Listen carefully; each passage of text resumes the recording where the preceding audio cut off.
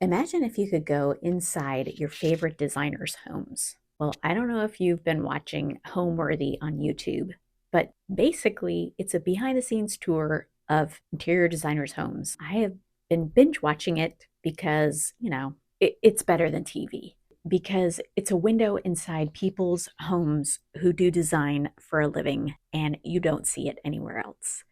And today I'm going to share the things that I've noticed over and over again, no matter what designer, no matter what style it is, the things that are recurring in each one of these homes that I think you could take away and use in your home. I'll share a list of my favorite because I've watched a lot of these.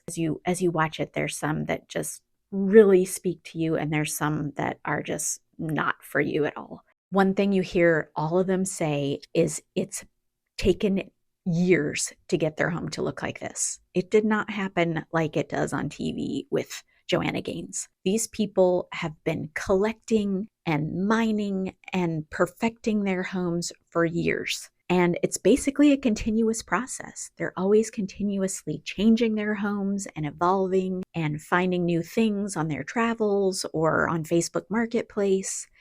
So it's not a thing that it's ever finished, and it's not a thing that happens quickly.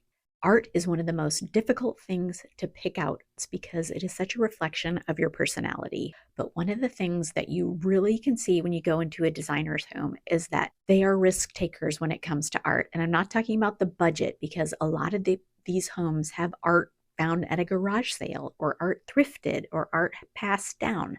But they have a lot of art, and not just one style of art.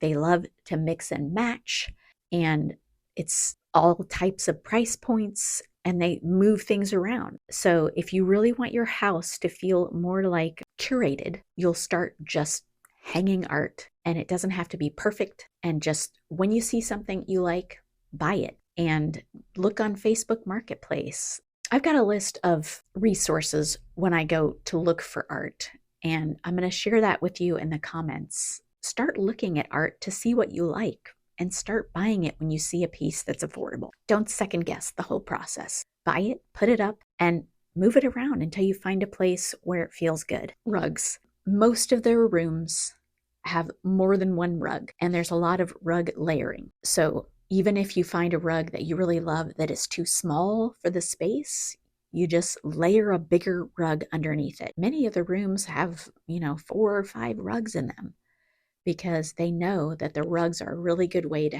help tie the color palette together. A lot of the rugs came secondhand, places like eBay, places like Etsy. So they're not all brand new rugs. A lot of the rugs are thrifted. A lot of designers ignore the rules of space planning in their own living rooms. And what I mean by that is they still have a path of travel, but a lot of times they're prioritizing seating and the cozy feeling of the room over the travel path. I'm not saying that's what's happening in their kitchens, but in their living rooms, a lot of them have a lot of multi-purpose seating, like a tuft for seating or some chairs that don't quite fit in the space, but they're in there anyway because they want to maximize the amount of seating. So a lot of times their homes don't comply with the standard space planning rules. Lighting is where the magic happens, and I don't think you're going to see too many designers who really love canned or recessed lights.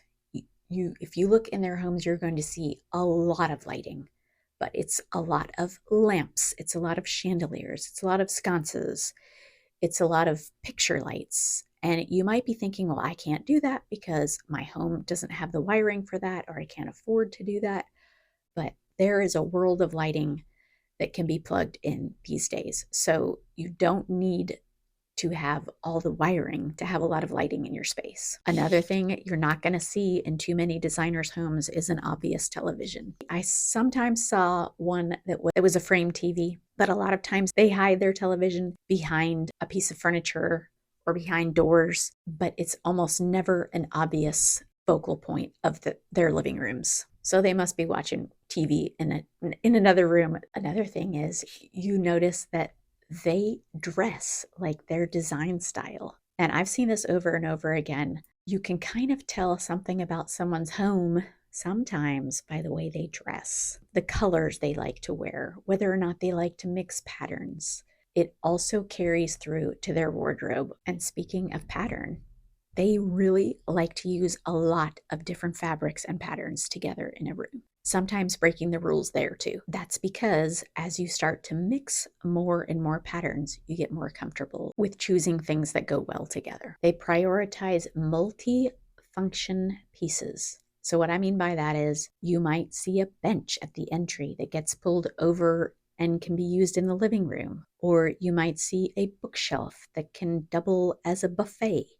So they have pieces that can have more than one use in their space. And lastly, a lot of them are obsessed with checking Facebook Marketplace and eBay and visiting their local thrift stores because they know that if you are vigilant, you can find some great deals, and it's things that are one of a kind. One of a kind pieces are really important to your space. You don't have to have a lot of them, and they don't have to be expensive one of a kind things, but one of a kind things can make your space stand out. One of the home tours was the president of Ballard Designs. And what I noticed about her home is you would expect the president of Ballard Designs, their home would be full of Ballard furniture. But in fact, she purposefully does not want her home to look like the Ballard showroom. And that's going to be true of all designers' homes. They really want to pick and choose their pieces from lots of different places because that gives their home a more curated and collected look. So if you want to see my list of art resources, check out the comments below.